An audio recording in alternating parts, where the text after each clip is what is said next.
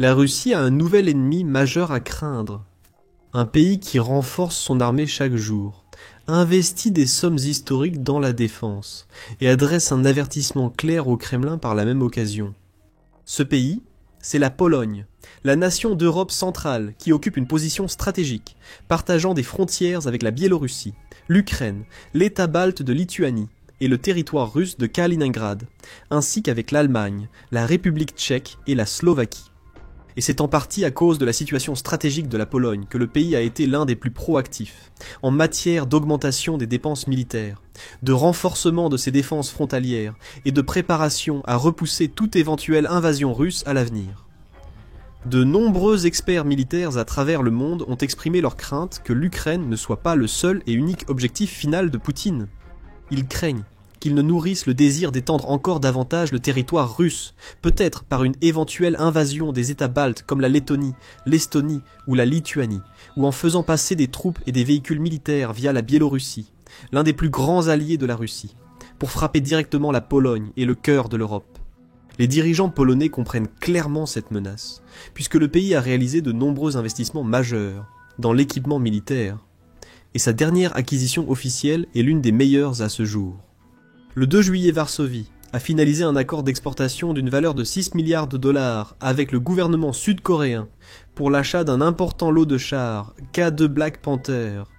Les détails de l'accord n'ont pas encore été révélés, mais Defense Blog rapporte que des sources proches du dossier affirment que la Pologne recevra un total impressionnant de 180 chars. Cela correspond au nombre que la Pologne avait acheté en 2022, lorsqu'elle a signé un contrat d'armement multisystème de 22 milliards de dollars avec la Corée du Sud. Ce contrat comprenait également 180 K2SES, 212 obusiers automoteurs, K9, 48 avions de chasse, FA-50 et des lance-roquettes multiples Chunmoo. En concluant cet accord, la Pologne est devenue le plus grand client de la défense sud-coréenne, et depuis, elle a conclu divers accords militaires pour renforcer son partenariat avec la nation asiatique.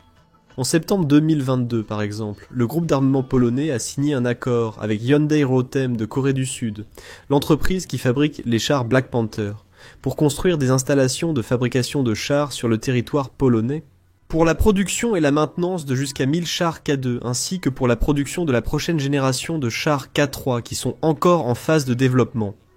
Les installations de fabrication polonaises seront bientôt mises à l'épreuve, puisque 63 des 180 chars Black Panther qu'ils viennent d'acheter seront assemblés sur leur propre territoire, tandis que le reste sera expédié depuis la Corée du Sud. Le dernier accord comprend également des configurations de chars améliorées, un transfert de technologie et un soutien complet pour la maintenance, la réparation et la révision. La Pologne reçoit non seulement des chars, mais aussi tout le soutien et l'assistance nécessaire pour en tirer le meilleur parti. Et en ce qui concerne les chars, le K2 Black Panther est l'un des meilleurs du secteur. Il figure souvent en bonne place dans les classements des 10 meilleurs chars du monde. Il s'est avéré être plus qu'un adversaire à la hauteur face au type 99, A chinois au Léopard, 2A7 plus allemand, au T14 Armata russe, et même à l'emblématique M1A2 Abrams américain. Quand on regarde les spécifications techniques, et la puissance de feu embarquée dans le Black Panther, il est facile de comprendre pourquoi il est autant apprécié. Char de combat principal de 4ème génération, le K2, a été conçu par l'agence sud-coréenne de développement de la défense et assemblé par le constructeur mentionné précédemment, Hyundai Rotem Design. Les travaux sur le K2 ont commencé dans les années 1990, car l'armée sud-coréenne avait besoin d'un nouveau char amélioré pour la guerre de manœuvres tridimensionnelles à grande vitesse. Elle souhaitait également disposer d'un char conçu et développé localement, car à l'époque, elle utilisait le Kayon fabriqué aux États-Unis. Il a fallu de nombreuses années pour que les plans de développement et de conception aboutissent. Et le K2 n'est entré en production initiale qu'en 2008, avant de passer à la production de masse en 2013, avec les premières unités déployées dans l'armée en 2014. Comme il s'agit d'un char relativement récent, il n'a en fait jamais été déployé dans des scénarios de combat réels. Mais il s'est avéré être un puissant moyen de dissuasion, empêchant les conflits sur la péninsule coréenne. Voici ce qui en fait une force redoutable. En premier lieu, il y a l'armement. Le K2 Black Panther est équipé d'un puissant canon lisse de 120 mm calibre 55, capable de frapper même de petits objets avec une précision incroyable à longue distance. Par exemple, Il peut toucher un objet de 30 cm à plus de 800 mètres de distance. Le canon fonctionne avec différents types de munitions, y compris des obus perforants et explosifs. Il est également capable de tirer la munition intelligente coréenne, K, Smart Top Attack Munition, une munition anti-char tir et oubli, avec une portée opérationnelle efficace allant jusqu'à 8 km. Conçu spécifiquement pour être utilisé dans le K2, les Castam sont lancés comme des mortiers et sont équipés de parachutes et de systèmes radars embarqués, ainsi que d'une série de capteurs pour les aider à identifier et verrouiller les cibles. Elles sont également spécialement conçues pour tirer en attaque plongeante, frappant les parties supérieures, traditionnellement plus faibles des blindés, afin d'infliger à chaque fois des coups parmi les plus destructeurs et dévastateurs. Le K2 est doté d'un système de chargement automatique de pointe développé localement, permettant de tirer jusqu'à 10 obus par minute. Le système de chargement automatique est également doté d'un lecteur de code barre laser intégré, ce qui lui permet de reconnaître et de classer différents types de munitions, puis de sélectionner et charger automatiquement le type le plus approprié en fonction de la mission. La présence du système de chargement automatique distingue le K2 de nombreux autres chars célèbres qui n'en sont pas équipés, comme le M1 Abrams, et lui confère une cadence de tir plus rapide que plusieurs autres modèles de pointe. Cela signifie également que l'équipage du K2 n'a besoin que de 3 personnes, un commandant, un tireur et un conducteur, au lieu des 4 habituels, puisqu'un chargeur humain n'est pas nécessaire. Le Black Panther est également connu pour son système de contrôle de tir avancé. Il est équipé de la technologie d'imagerie thermique, de télémètres laser pour les missions diurnes et nocturnes, ainsi que de la détection et du suivi automatique des cibles. Voici quelques-unes de ses caractéristiques clés. Grâce à cela, ce char est remarquablement efficace et performant lorsqu'il s'agit d'engager rapidement et de frapper ses cibles avec précision. Il est également exceptionnellement agile. Équipé d'un moteur diesel de 1500 chevaux et d'un système de suspension hydropneumatique unique intégré au bras, le K2 peut facilement affronter des terrains difficiles, franchir des obstacles et ajuster l'angle de son canon selon les conditions environnantes. Qu'il combatte sur un terrain plat ou en montagne, il reste une force redoutable. Et il peut atteindre des vitesses de pointe d'environ 70 km/h sur route et environ 48 km/h en tout terrain. En plus de tout cela, il possède même des capacités amphibies, avec un système de schnorchel spécial qui permet aux chars de traverser des rivières de plus de 4 mètres de profondeur. Tout cela fait du K2 un investissement particulièrement précieux pour la Pologne, car le terrain du pays est assez varié avec de vastes zones de plaine, mais aussi des étendues de collines et de montagnes, ainsi qu'un grand nombre de lacs et de rivières. Les chars de toute force d'invasion pourraient avoir du mal à naviguer dans ce paysage, mais le K2 n'aurait pas trop de difficultés. Et il serait capable d'emprunter des itinéraires plus stratégiques et rapides d'un point A à un point B, en traversant des rivières et en franchissant des collines, alors que d'autres chars pourraient devoir prendre des chemins beaucoup plus longs. D'un point de vue défensif, le K2 est plus que capable d'encaisser un coup.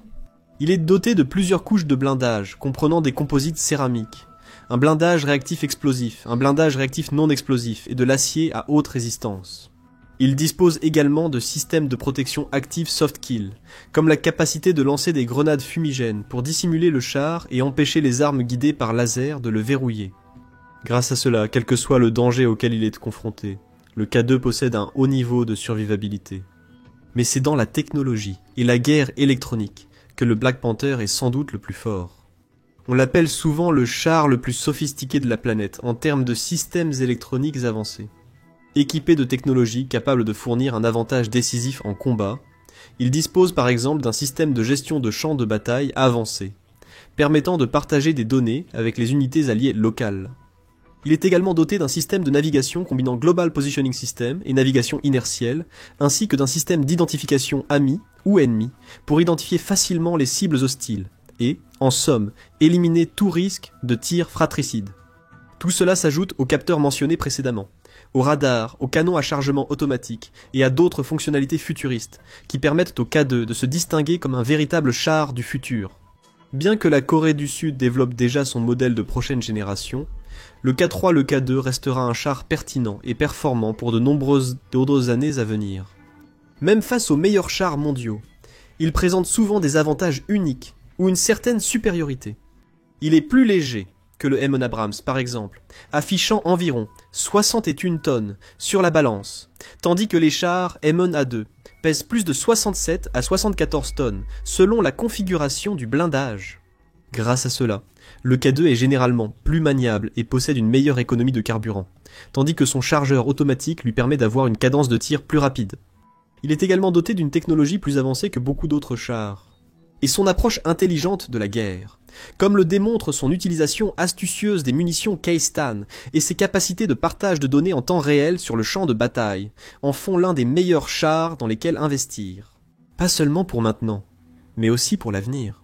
Il n'est donc guère surprenant que la Pologne ait investi autant d'argent pour obtenir autant de K2 qu'elle le peut. Ils remplaceront certains des anciens modèles de chars allemands et soviétiques que la Pologne utilisait jusqu'à présent, ainsi que ceux qu'elle a envoyés en Ukraine pour soutenir les forces armées du pays. Varsovie a également passé une grosse commande de plus de 300 chars M1 Abrams en janvier 2022, peu de temps avant le début de l'invasion de l'Ukraine. 116 unités de M1A1 sont déjà arrivées, et 250 modèles supplémentaires de M1A2 doivent être livrés au cours des 2 prochaines années. Avec la Pologne disposant d'une sélection de chars beaucoup plus moderne et puissante, la Russie devra certainement réfléchir à 2 fois avant d'envisager tout plan d'invasion. Elle perd déjà un grand nombre de chars, de véhicules blindés et d'autres équipements militaires chaque jour qui passe, alors que le conflit en Ukraine se poursuit. Et elle a fortement compté sur les anciens stocks soviétiques qui s'épuisent rapidement. Devoir affronter des centaines des meilleurs chars de la planète serait probablement un pas de trop pour la machine de guerre du Kremlin. Et ce n'est pas seulement en matière de chars que la Pologne apporte des changements majeurs à son armée et envoie un message à la Russie qu'elle est prête à se battre. Le pays est un exemple à suivre, tant en Europe qu'au sein de l'OTAN, en matière de dépenses de défense depuis le début de la guerre. En 2022, elle a consacré environ 2,7% de son produit intérieur brut, à la défense, soit un total d'environ 15 milliards de dollars. En 2024, ce chiffre était passé à 4,2% du produit intérieur brut, soit 38 milliards de dollars. Et ce n'est pas tout. D'après les estimations, la Pologne consacrera environ 4,7% de son produit intérieur brut à la défense d'ici fin 2025. Et elle est désormais officiellement devenue le premier pays de l'OTAN en termes de dépenses de défense par rapport au produit intérieur brut, devant des pays comme l'Allemagne, la France, la Finlande, et bien en avance sur certains pays qui peinent encore à atteindre l'objectif de 2% du produit intérieur brut comme l'Espagne et l'Italie. Voici où va tout cet argent, en plus de l'achat de chars.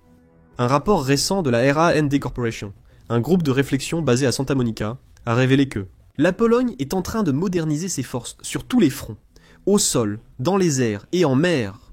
Le rapport s'intitule « Modernisation des forces armées polonaises, une nouvelle pierre angulaire de la sécurité européenne » et indique « L'armée élargie de la Pologne comprendra des améliorations dans tous ses services, mais surtout, elle fera de la Pologne une source clé de puissance de combat terrestre pour l'OTAN. La réalisation de plans de modernisation ambitieux renforcerait la posture de défense et de dissuasion de l'OTAN, tandis que Washington jongle avec des besoins de sécurité concurrents à travers le monde. Nous avons déjà évoqué comment, sur le terrain, la Pologne est en train de remplacer ses chars de combat principaux hérités du passé par des systèmes plus modernes comme les K2 Black Panther et les M1A2. Elle a investi également dans les véhicules de combat d'infanterie Borsuk et dans les principaux systèmes d'artillerie occidentaux, afin de faire entrer ses forces terrestres de plein pied dans l'ère moderne. En ce qui concerne les forces aériennes, le rapport indique que la Pologne développe massivement sa flotte d'hélicoptères d'attaque. Elle ne possédait à l'origine que 16 hélicoptères, mais en aura bientôt 96, grâce à un important investissement dans l'AH-64E, Apache Guardians. Elle envisage également de créer son propre commandement de drones afin de faciliter l'intégration de nouvelles plateformes robotiques dans toutes les branches de l'armée polonaise. La Pologne retire également progressivement certains de ses anciens avions de l'époque soviétique et pourrait même transférer certaines unités à l'Ukraine pour aider les forces armées là-bas. Elle a l'intention de remplacer ses anciens avions par un mélange de chasseurs F-35A de 5e génération avancée, ainsi que des F-16 modernisés non furtifs et des chasseurs légers FA-50 fabriqués en coréen. Cet investissement permettra à la flotte d'avions de combat polonaise de passer de 94 à 128 appareils modernes avec des plans pour l'étendre encore jusqu'à un total de 160 avions de combat à l'avenir. De plus, pour moderniser et améliorer ses forces navales, la Pologne retire également une paire d'anciennes frégates de la marine américaine qui ont été mises à l'eau pour la première fois dans les années 1970 À leur place, la Pologne lancera 3 nouvelles frégates de classe Miesznik, affichant un déplacement supérieur et des capacités considérablement accrues par rapport aux navires qui les ont précédés. Le rapport indique que Varsovie a également exprimé son intérêt pour l'acquisition d'un sous-marin de classe Orca, qui pourrait remplacer l'ancien sous-marin polonais de classe Kilo Projet 636. Tous ces investissements feront sans aucun doute de la Pologne une nation bien plus prête à la guerre, et pourraient la voir grimper dans le classement des armées les plus puissantes du monde. Elle occupe actuellement la 21e place dans le classement mondial de la puissance militaire pour 2025 juste derrière l'Ukraine, mais devant des pays comme le Canada, la Suède, le Vietnam et la Thaïlande. Mais cela la place encore loin derrière la Russie, classée comme la 2e force militaire mondiale. Mais compte tenu des différences entre les deux nations en termes de taille et de puissance économique, la Pologne ne s'en sort pas mal. La Russie, après tout, est environ 55 fois plus grande que la Pologne et compte presque 4 fois plus d'habitants. De plus, un produit intérieur brut nettement plus élevé de plus de 2000 milliards de dollars. Alors que celui de la Pologne est un peu supérieur à 800 milliards de dollars, la Russie dispose de plus de ressources, de plus de main-d'œuvre et d'une économie plus vaste pour alimenter le développement et l'expansion de son armée. Cependant, l'Ukraine a prouvé que des pays apparemment plus petits et plus faibles peuvent être bien plus puissants qu'il n'y paraît, prouvant qu'ils sont plus qu'à la hauteur face à l'armée russe sur leur propre territoire. Avec tous ces nouveaux chars, hélicoptères et autres investissements, les forces polonaises auraient certainement de fortes chances de reproduire le succès de l'Ukraine et de défendre leur territoire. La modernisation militaire de la Pologne pourrait également l'aider à jouer un rôle plus influent au sein de l'alliance de l'OTAN et à obtenir le soutien d'alliés clés comme les États-Unis. En effet, le rapport de la RAND Corporation recommande en fait que le département de la défense des États-Unis envisage de renforcer la présence militaire américaine en Pologne, afin de donner aux forces armées du pays plus de liberté et de ressources pour adopter et avancer avec ces nouveaux changements militaires. Cela, selon les auteurs du rapport, enverrait un signal aux autres alliés européens que le fait d'assumer une plus grande responsabilité pour la sécurité régionale est fortement apprécié par les États-Unis.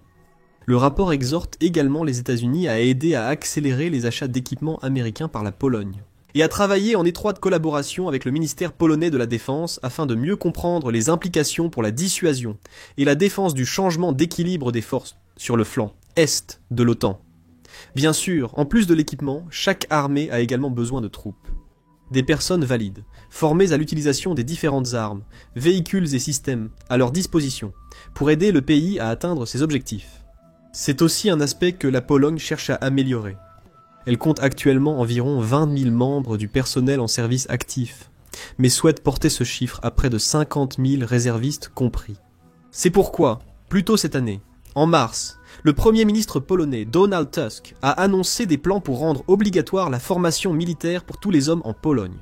Lors d'un discours au Parlement, Donald Tusk a déclaré qu'ils tenteront d'avoir un modèle prêt d'ici la fin de l'année, afin que chaque homme adulte en Pologne soit formé en cas de guerre, pour que cette réserve soit comparable et adéquate face aux menaces potentielles.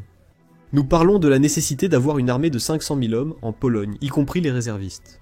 Si nous organisons les choses intelligemment, comme j'en discute régulièrement avec le ministre de la Défense, nous devrons utiliser plusieurs modes d'action. Cela signifie les réservistes, mais aussi une formation intensive pour faire de ceux qui ne vont pas dans l'armée des soldats à part entière et compétents en cas de conflit. Tusk a aussi proposé que des Polonaises puissent tenter de suivre une formation militaire, bien que l'accent soit actuellement mis sur la population masculine. Cette stratégie serait similaire à celle de pays comme la Finlande, qui a maintenu un système de conscription masculine universelle pendant de nombreuses années, même lorsque d'autres pays ont abandonné cette idée. Tous les hommes finlandais âgés de 18 ans et plus sont soumis au service militaire et peuvent devoir passer entre 165 et 347 jours à suivre une formation de base et des exercices plus spécialisés. Malgré sa taille modeste, son économie et son budget de défense limité, la Finlande possède l'une des forces militaires les plus puissantes d'Europe grâce à cela, parce qu'elle dispose de tant de soldats informés qu'elle peut mobiliser en cas de besoin, en suivant un modèle similaire et en convoquant les hommes du pays pour l'entraînement. La Pologne augmenterait rapidement la taille de ses forces armées, en intégrant de nombreux nouveaux soldats en service actif et en augmentant spectaculairement le nombre de réservistes formés et opérationnels sur lesquels elle pourra compter. Ainsi, si le pire scénario devait se produire, comme une invasion russe, la Pologne serait prête. En plus de toutes ces améliorations proposées et en cours, les dirigeants polonais ont même évoqué la possibilité que le pays devienne une puissance nucléaire à l'avenir. Lors de ce même discours en mars, Tusk a déclaré « Aujourd'hui, il est clair que nous serions plus en sécurité si nous avions notre propre arsenal nucléaire. Cela ne fait aucun doute. Quoi qu'il en soit, la route vers cet objectif serait très longue, et il faudrait aussi parvenir à un consensus. » Andrzej Duda, le président du pays, a soutenu l'appel de Tusk. Les frontières de l'OTAN se sont déplacées vers l'Est, en 1999, donc 26 ans après. L'infrastructure de l'OTAN devrait également se déplacer vers l'Est. Je pense que non seulement le moment est venu, mais qu'il serait plus sûr si les armes nucléaires étaient déjà ici. Actuellement, la Pologne n'a pas de projet d'acquisition d'armes nucléaires, cette perspective restant relativement lointaine. Mais même sans elle, il est clair que ce pays devient une force bien plus sérieuse avec laquelle la Russie doit compter. Elle possède déjà la 3e plus grande armée de l'OTAN. Cela, combiné à des dépenses militaires en constante augmentation, un plan de recrutement intelligent et de solides partenariats à travers l'Europe et au-delà, consolide la Pologne comme l'une des nations les plus puissantes d'Europe, et l'un des plus grands obstacles à tout éventuel plan russe d'étendre son attaque à travers le continent. En d'autres termes, si le président Poutine avait envisagé de poursuivre son avancée depuis l'Ukraine et de frapper la Pologne, il ferait bien d'y réfléchir à 2 fois. Maintenant, découvrez-en plus sur les développements récents de l'invasion de l'Ukraine dans nos dernières vidéos, qui examinent la montée spectaculaire de la défense européenne et les bombes planantes révolutionnaires de l'Ukraine. Et assurez-vous également de vous abonner à notre chaîne d'information de confiance pour recevoir des rapports continus, informatifs et à jour sur la guerre, ainsi que sur d'autres conflits et événements importants à travers l'Europe, le Moyen-Orient et au-delà.